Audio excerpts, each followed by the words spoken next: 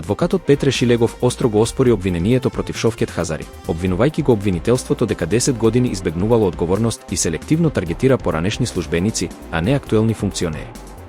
Тој праша која определува границата на каузалитетот и зошто, ако постоел јавашлук, обвинителството не реагирало години наназад. Според него, Хазари можел да биде гонет за други, реални дела, а не за конструкција без правна основа. Шилегов порача дека правдата не смее да се темели врз погрешни обвиненија.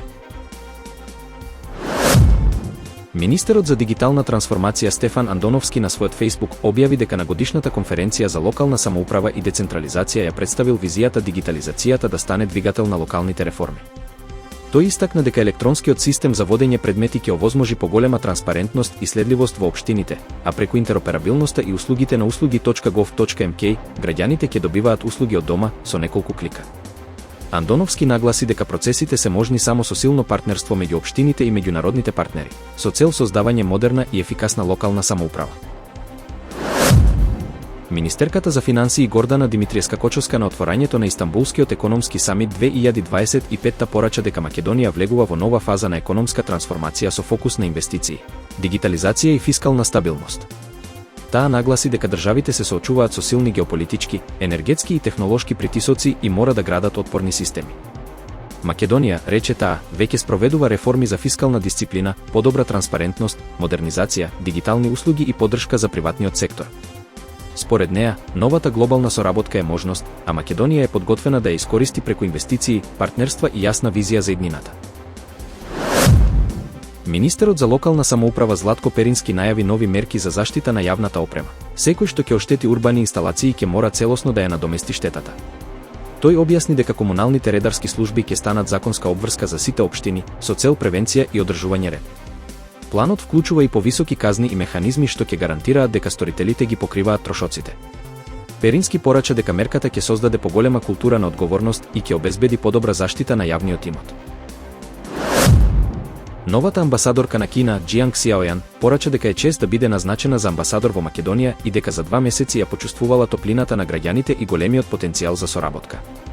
Таа истакна дека кинеските инвестиции, инфраструктурни проекти и трговијата веќе носат видливи резултати, а меѓучовечките размените растат, од 8.000 патувања до културни, спортски и академски програми. Сјаојан нагласи дека Кина нуди стабилен економски раст, зелен развој и технолошки напредок и е подготвена да продлабочи партнерства во трговијата, инвестициите, туризмот и културата. Таа порача дека односите ќе продолжат да се градат на доверба, почит и конкретни дела, со цел уште посилни врски меѓу двата народа. По масовни протести низ Софија и други градови, бугарскиот премиер Росен Желјасков поднесе оставка. Илјадници демонстранти бараа пат на владата, обвинувајќи ја за ароганција, корупција и неспособност да се справи со инфлацијата. Ова беше 6ти обид за недоверба. На протестите учествуваа над 100.000 луѓе, а полицијата приведе 57 лица и заплени оружје, маски и пари. Следуваат консултации за техничка влада и можни избори во 2026 година. Цариниците во Градишка спречија влез на камион со 69.600 лименки фалсификуван Red Bull, вредни околу 87.000 евра. При редовна контрола се посомневале дека стоката го крши правото на интелектуална сопственост и дека не е оригинален производ. Носителот на брендингот во Босна и Херцеговина потврди дека станува збор за фалсификати кои пристигнале од Обединетите Арапски Емирати. Европската унија им порача на Србија дека мора да ги забрза реформите во владењето на правото, слободата на медиумите и да ја зголеми усогласеноста со надворешната политика на унијата. Председателката на Европската комисија, Урсула фон дер Лајен, посредбата со Александар Вучик истакна дека проширувањето е геостратегиски приоритет и дека Србија треба да направи дополнителни чекори. Таа ги поздрави напорите за диверзификација на енергетските извори и порача дека Европската унија останува посветена на европскиот пат на Србија. Хрватска смета дека идејата за користење на замрзнатите руски фондови за обнова на Украина не е лоша, но треба да се најде модел да биде и правно издржана. Европските лидери следната недела ќе решаваат за контроверзниот предлог за конфискација на замрзнатите руски пари, за кој засега Белгија изрично се изјасни дека е против. Пленковиќ во Германија потпиша договор за купување на 44 тенкови Леопард, со кои треба целосно да ги замени досегашните руски тенкови М84, од кои дел веќе испрати во Украина како воена помош. Предходно хрватскиот премиер во Париз потпиша договор за купување на самоодни хаубици Цезар од Франција. Иако дел од хрватските медиуми, турнејата на премиерот Андреј Пленковиќ ја оценија како вклучување на Хрватска во подгревањето на напнатиот европски амбиент за војна, се смета дека посетата ќе донесе и нови соработки во економијата, трговијата, а особено во енергетиката. Португалија денеска е парализирана од генерален штрајк, како реакција на владините реформи на законот за работни односи. Штрајкот ги погоди транспортот, аеродромите, болниците, училиштата и голем дел од јавните услуги. Најоспорувани се предлозите што овозможуваат долготрајни привремени договори, олеснети отпуштања и укинување на обврската за враќање неправедно отпуштени работници. Двата синдикати ги оценија реформите како сериозен удар врз работничките права, а штрајкот го поддржаа и приватни компании, вклучително и работници од Автоевропа. Ова е прво обединување на двата синдикати по 2013 година. Рускиот министер Сергеј Лавров соопшти дека Москва и Вашингтон ги решиле сите несогласувања во преговорите околу Украина. По средбата на пратеникот на Доналд Трамп, Стивен Витков, со Владимир Путин, двете страни ги потврдиле договорите постигнати во Алјаска. Според Лавров, суштината е Украина да се врати на неутрален, ненуклеарен и неврзан статус. Москва исто така испратила дополнителни предлози за колективни безбедносни гаранции до САД. САД изненадувачки гласаа против резолуцијата на Обединетите нации за долгорочните последици од Чернобил, приклучувајќи се на Русија, Кина и неколку други земји. И покрај тоа, документот беше усвоен со силно мнозинство од 97 земји. Резолуцијата бара проширени глобални напори за поддршка на погодените региони. Изразува загриженост за штетата на безбедносниот саркофаг по рускиот напад во 2025 година и го официјализира украинскиот облак Чернобил во сите материјали на Обединетите нации.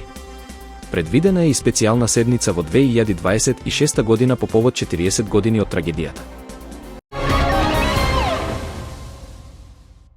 Паметните камери ширум светот се користат за намалување на криминалот и поголема безбедност. Но како функционира Safe City во Македонија и дали кај нас тој систем ја зголемува сигурноста или создава нови стравови? Во големите светски метрополи како Лондон, Париз, Берлин, Њујорк, Safe City е столб на урбана безбедност. Камерите се користат за побрзо откривање на криминал, сообраќајни прекршоци и итни ситуации. Пристапот до снимките е строго регулиран, постојат јасни рокови за чување на податоците и независен цивилен надзор. Во дел од азиските земји, особено Кина, истиот систем оди чекор подалеку. Се користи за масовно препознавање на лица, следење на движењето на граѓаните и континуиран дигитален надзор. Таму државата го оправдува тоа со целосна контрола врз безбедноста, додека критичарите зборуваат за загрозена приватност. Во Македонија Safe City беше воведен како потек за побезбеден сообраќај и поголема јавна сигурност. Илјадници камери се поставени на клучните раскрсници, булевари и јавни простори. Но, за разлика од западните демократи, кај нас остануваат низа неразјаснети прашања. Кој точно има пристап до снимките, колку долго се чуваат податоците, дали постои независна контрола врз системот. Самиот систем не е проблем е кога нема силни институции што ќе гарантираат дека податоците нема да се злоупотребуваат. Во држави со слаба контрола, ваквите технологии лесно може да станат инструмент за притисок. Токму тука се создава македонската дилема.